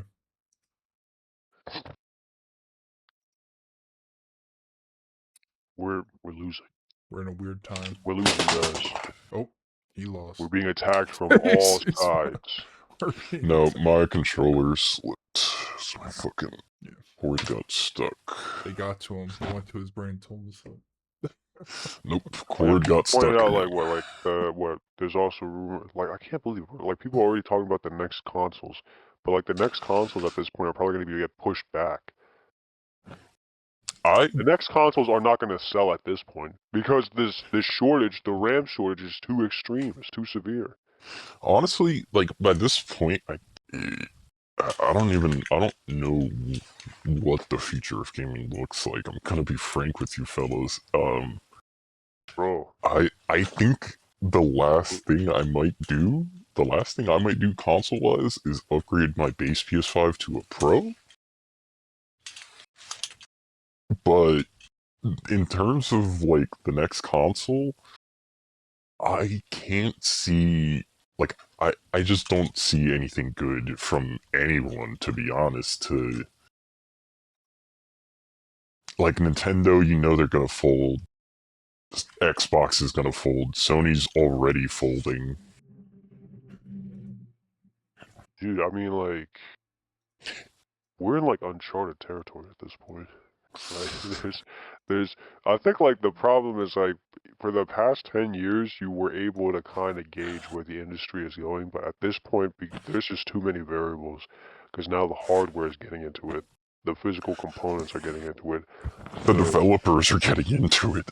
Everything. Too much shit is changing. Like, there's too many fucking variables. There's too many damn problems. Before, it used to be, I see a AAA game coming out and I know it's going to be good because it's from a AAA development studio. You know, at the time, there's, like, standards. Now there's, like, no standards. Now you look at a game, it's like, okay, who's the development studio? Are they optimizing the game properly? What consoles is coming out on? Who's the team behind it? What engine are they? God, what game engine? Because we need to ask that. What game engine are they running this on?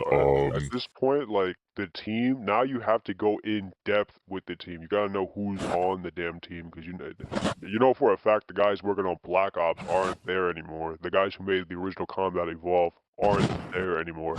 It's over. We've lost. We've lost, guys. We've lost. We've lost so. Oh my god, this is the ultimate dark age of gaming. We are in the ultimate dark age of gaming. The ultimate dark age of gaming is upon us. What's crazy is I almost take like, you know what's the way I could describe the gaming industry now? Before it used to be literally just shopping. You were just shopping. You walk up to X product and you read the box a little, or you look at it, and that's what you get. Yeah. Then DLCs became a thing, and now patches. Then it became a little bit more complex, but not that much, right? But now it's like a goddamn horse race, and I think this is the best analogy I could use. It's like that front runner could look really promising and just shit itself in the bed, but the game that you never heard of suddenly is blowing up on Steam.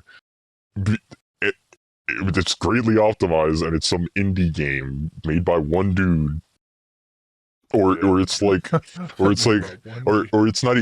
It's like not even an indie game. It's like a small studio of a few guys who just made a passion project, and it's infinitely better than the front runner looking horse. Yeah. Yeah, I And like, mean, there's and like just like the calls between the two horses aren't close either. Like you can distinctly tell, yeah, this is a better product than whatever this is. there's too many fucking things that are like Like you know what's one bet that I'm glad I won? Cyberpunk. Cyberpunk, yeah. Cyberpunk was a game that I knew because of Witcher 3, and they still had those people on that team. I knew that the game was gonna get fixed because they did the same thing for Witcher 3. Yeah. But I knew that it would take time. And now, I mean, I don't think it's arguable. Cyberpunk is up there in the greatest RPG discussion, along with the games like the Elder Scrolls series and whatnot. Yeah, but the thing is, like, Cyberpunk was like CD Projekt Red is like one of those. Unfortunately, not the standard. Yeah, CD Projekt Red, you are correct. Unfortunately, is not the standard. But there's also that's also, I feel like, another weird ass variable in the equation. The unicorn developers. What the fuck is Alarian Studios doing developing this masterpiece of a D&D game? That's the thing. Yeah, like at this point, I That, mean, by the way, the D&D game looks better than the modern COD. at this point, Shepard was right, bro. It's like the more I things lost change, the more 50,000 men it's like new in a players blink step of an in. eye, and the It's world like just fucking watched. at this point, it is over. Like it's like you got like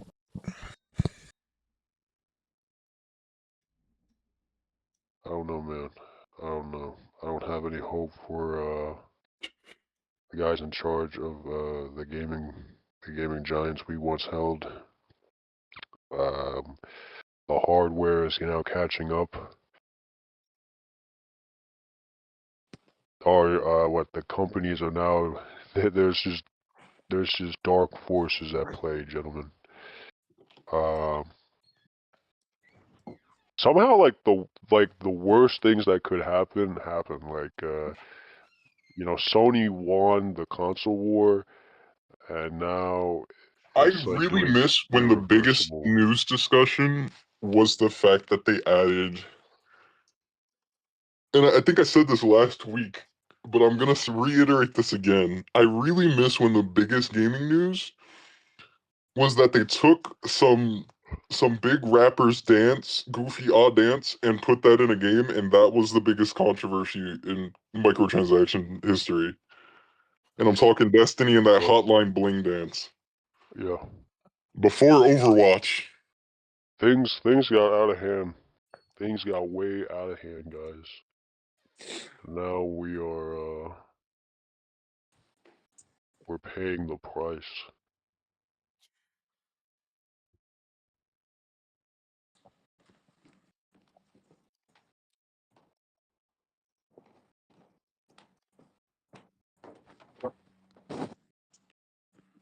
Oh, wow, we almost hit 2 hours. honestly, Well, it's almost amazing to see, like, This insane progression. Because, Yeah. you know, like we said, things used to be infinitely simpler back then. Yeah. Or were they? Not joking. It's like psychoschematic or psychosomatic.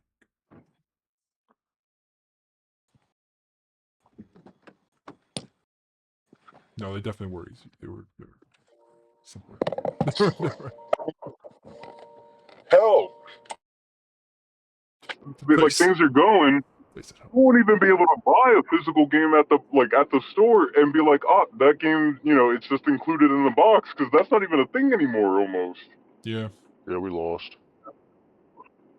Oh yeah, like all the digital shit. Yeah, no, they're fucking with us. They know what they're doing.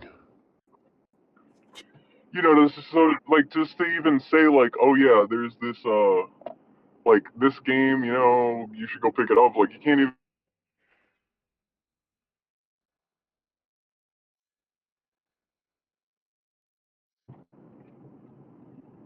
It's all digital now.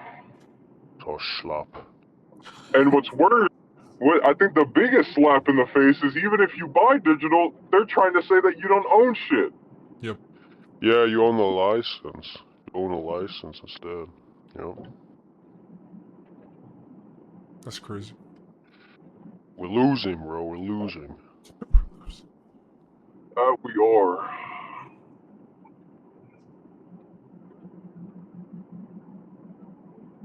That we are, bro. Well, I think that would probably conclude this week's podcast. No COD news, huh? They had a Um, teaser or something that they posted what's it yesterday. called? Actually, I finally actually played Black Ops 2 multiplayer. And you know what? Low key, You haven't as played much this as whole I time? like, Oh. I've been playing Black Ops 1. Oh. What, Black Ops 2? I think this may be a hot take, but I think as good as Black Ops 2 was, Black Ops 2 was probably the beginning of the end. At least not the beginning of the end, but like the beginning The catalyst? of Of the the old Call downfall. of Duty. Not the beginning. I mean, I wouldn't say downfall, but Well, like like if I were to it was describe it the like end a of the graph, era. yeah, like that's what I mean. Like if I were describing like a graph or like a stock market, it's like that point that suddenly starts to out. Yeah. I mean, and I'm not even talking We're about we're like the end we're of we're, the. we're still we're still at the peak, but it started. You could literally see the arrow has gone the other direction. I'm saying that because like, um, that was when the gameplay definitely got faster. Like after playing Black Ops 1 for like a month solid, and then going to Black Ops 2, it's like a lot faster. You definitely start seeing the more modern stuff come in And then it at got Black Ops slower 2. right after. No, I'm saying. Well, it only got slow because, well, actually no, not even, because Ghost. I think the Modern Warfare games have always intrinsically been slower. But Ghost, I think, was like the last game that was probably at that pace. Gotcha. I think it was probably slightly slower than Black Ops 2, if not about the same. But then after that, it just got ramped up with the jetpacks, the wall running. But you know that simple. It definitely the transition from Black Ops 1 to Black Ops 2. You can see the very you can clearly see the what's it called, and The difference in it's speed. just like, Oh. well, yeah, and everything, even like map design too. Map design was just Black Ops 1. There's a crazy simplicity to it. Not a lot of people mention that in the difference between the two games. Black Ops 1 is much more simplistic than Black Ops 2. Black Ops 2, there's like a source of complexity. Huh. I think after playing the game, right, I have to say this: I like the campaign of Black Ops One more. I like Black Ops One more, way more. I like the story in Black Ops Two. Don't get me wrong; I think it's a damn good story. But I like the campaign in Black Ops One more. I almost hate to say it, but after revisiting these games, I think I realized how much more I appreciated Black Ops 1 over 2. Yeah, there are a lot of things I appreciate Black Ops 1 more. I think zombies is the only category where I'm like, nah, Black Ops 2. Black Ops 2 unfortunately takes it. I don't know about that. Actually, I'd I have would to pick disagree. BO1. I think Black Ops 2 had the best maps, but also the worst maps, in my opinion. Well, you see, that's where I agree, because I feel like, for example, the reason I said Black Ops 2 at first, because I'm thinking about it, I'm like, no, there are some banger Black Ops 1 maps. But Black Ops 1 has, like, It's just all solid around pretty maps. good. Yeah, I'm thinking, like, I was thinking of, like, Mob Origins, you know? Yeah, Mob and Origins are the good, and Buried is pretty good, but everything else kind of meh. Actually, no, I do like Nuketown. I do like Nuketown. I think Nuketown's a highlight, but then you have the god-awfulness that is fucking Derise, or Rise, yeah, I was like, what the fuck, I mean, bro? Rise, yeah. How did you just say about Doris? I mean, that map. Yeah, I forgot. You just have to be different. We also don't play that map either that much. You may have not played it. I played the shit out of Doris. I know, but when I got around to playing it, you were like, I played it too much. You were like, yeah.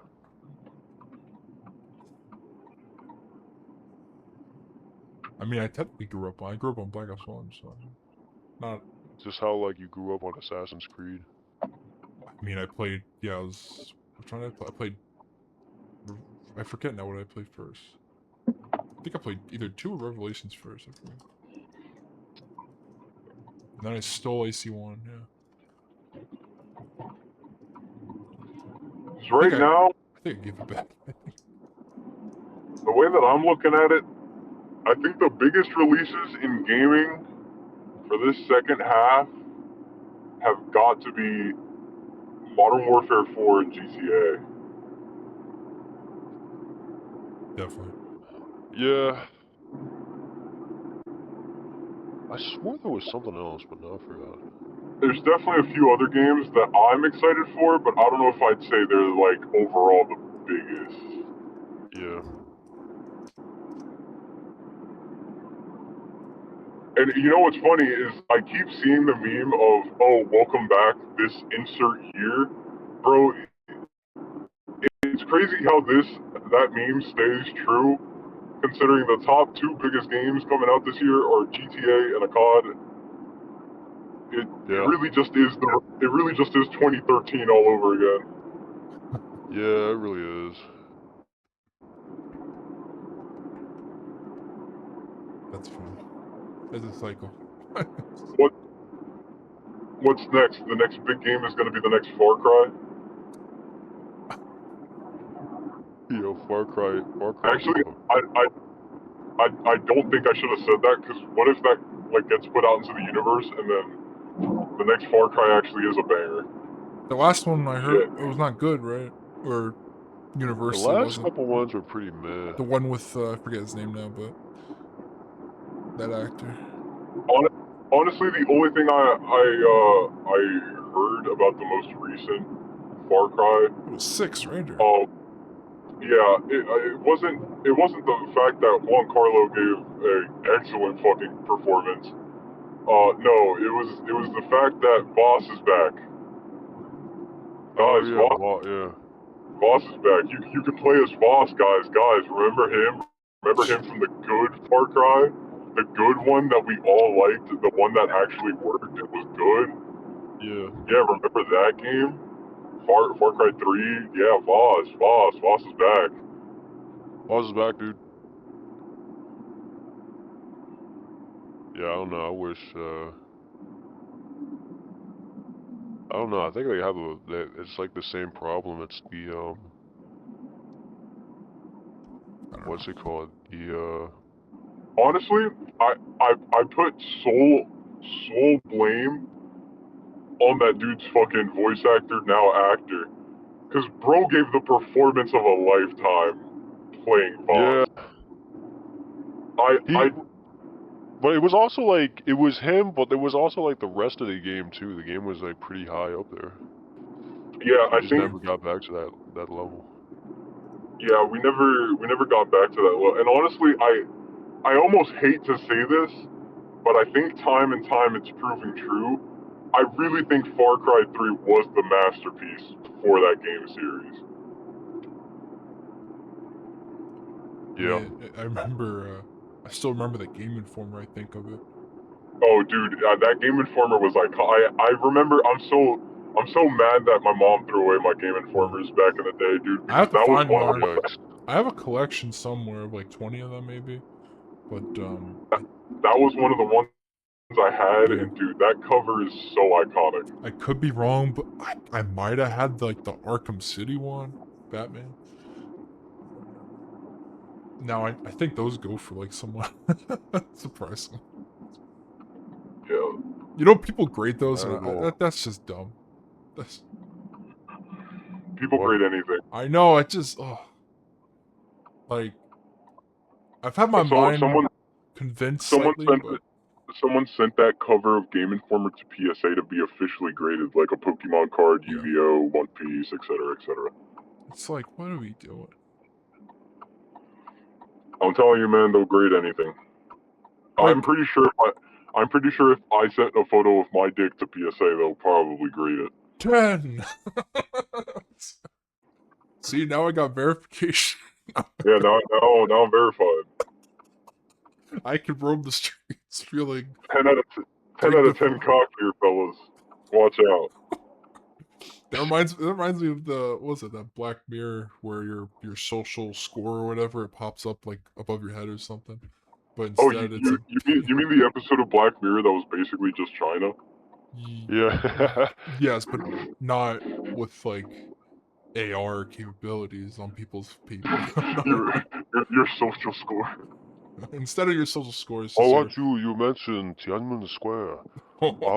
Negative 200. Negative 1 million social score. I would get that graded. You'll never buy a house now. I would get that score graded. Hey You man, work in mine. You look we You work can't in mine talk like this. forever. We can't talk like this, or else the fucking CCP are gonna be after us.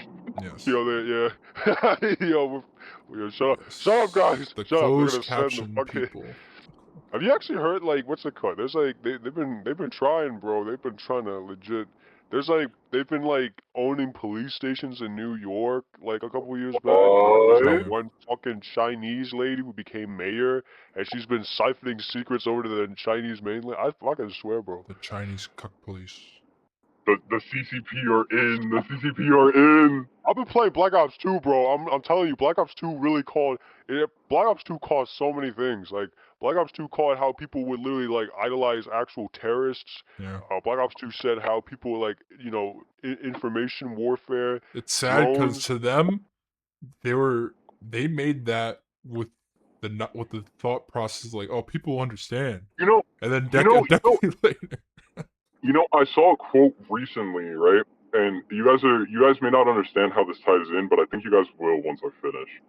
I saw a quote from the Simpsons director, and someone asked him at a San Diego Comic Con recently of how they keep predicting the future. And what he said made so much sense. He said, "We just think of the most ridiculous ideas and put this out into our format, and the world just kind of follows." Yeah, I did hear that. I think. It's real. It's real, bro. Yes, sadly, the happening. world follows. Like that to me is crazy. Like the amount of things from Black Ops 2 that have come true. Yeah, It's the mineral shit. I mean that was always gonna be true, but like it's over, bro. We lost. And with that, I think we can end. See you guys next Well, I week. think even in Black Ops 2 they Or said not. like the SDC shit was real. The SDC, this entire rivalry with China, new Cold War, They it was all mentioned real. that sounds familiar. I haven't played that campaign in a while. I don't think you played the campaign. I didn't, but Yeah. I know I played it Okay, all right. since. Well, okay, let's just end it, bro. Let's just I was end it. It's there. over. I have the No, game. you weren't. Yeah, you had the game, but you never played the I don't know campaign. why I don't remember physically You playing know, that much of it. this one last point. This brings up a weird, like a weird thing, right? But imagine buying a game. And they're Imagine, not playing like 2/3 of it. That's what yeah, people do 2/3 of now. the modes and being like multiplayer only, bro. Or zombies, yeah. I must have played it eventually because I knew it. I knew what No. happens. Here's the thing. You said some weird ass shit about like I don't remember playing it like when it came out. you. At this point, you must have been you were probably on something when you said, I guess I'm not a real gamer, guys. I guess I didn't really play all the. You're starting to sound like a larper to me, bro. A LARPer, yo. I played Starting to sound game. like a Look, my fucking favorite larper to me. game is still that Transformers game on the DS, but the I don't know. Autobots one. Did you even play the Transformer game? It was Transformers Do like you remember? Autobots. Oh yeah, it was the greatest freaking thing Do ever. you even remember the Bumblebee Optimus Prime sex scene in the Transformers DS game? I didn't Oh play no, that bro. one. At this point, you're probably like the vast majority of Resident Evil fans. I love Resident Evil. Oh yeah, Which what's games your have you favorite played? game? 4. Oh no, not even none of them. They just watch other people play them. I don't blame. I mean, I do that too with games I don't play, but Dude, it gets to a point though. I Like like stories. it gets to a point. No, because then they try like talking to you like you're the dumbass. Like whenever you're like, no, dude, this didn't happen in the story. Like this is literally an event that goes on Oh, in I this game. guess For yeah, real, that for real. does come. Or when you criticize something, you say you don't like something, they're like, any real fan would obviously know that. Shut the fuck up. Shut the fuck up. Dude, the Resident Evil one hurt. Like that hurt. Oh, before we ended, I saw what was his name? Matt. What was it Lantern? The guy who does Anakin in Star Wars, Clone Wars. He said when you might have known this. He brought it up at like a con how when he went in for the role, he didn't know it was Star Wars or anything, but the character was like something Star Killer. It was a separate Star Killer, and I always thought I Oh. was like that is the most interesting like. Even I don't know if that character actually became a real character, the name they just gave him for the spot, but I just The thought it was problem funny that the they used problem that with name. Starkiller is like Starkiller is such an intriguing character, not only just because of his story, his power, like the way he fights, like he's such an interesting character. The real problem with him is that I don't think I feel like Disney wants to make him a real thing again and bring him back into the canon. They just don't know how without literally tarnishing the legacy of The Force Unleashed 1 and 2. They did bring in his armor. They did bring in his armor though. That is out there. Especially because that armor is raw as hell. Yeah, he said Hell yeah, bro. the name, the That's fake so name good. was Deke Starkiller. What is this? One Piece? Deke. Dick Starkiller. If I look that up, did that ever become a real character? I wonder.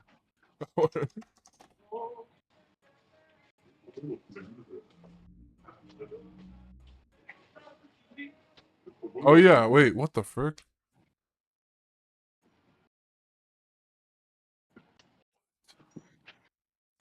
Oh, an early concept character from George Lucas' 1974 rough draft of Star Wars, where he was the brother of Anakin Starkiller. That was what the frick? Oh yeah, I knew that Anakin's original name was Yeah. Starkiller, but they became Skywalker because they were like Starkiller sounds You're way too telling me he had a aggressive. brother and it was gonna be Deke? I mean, Anakin is already a far-fetched name, but Deke is more. I think there's a You know, person I know named Deke. another big problem with that character is I always forget his real name, mainly because the title that he gets, Starkiller, is so goddamn hard. Like, Is that given What's to his him? real name? oh dude, hold on. Wait, is it Galen?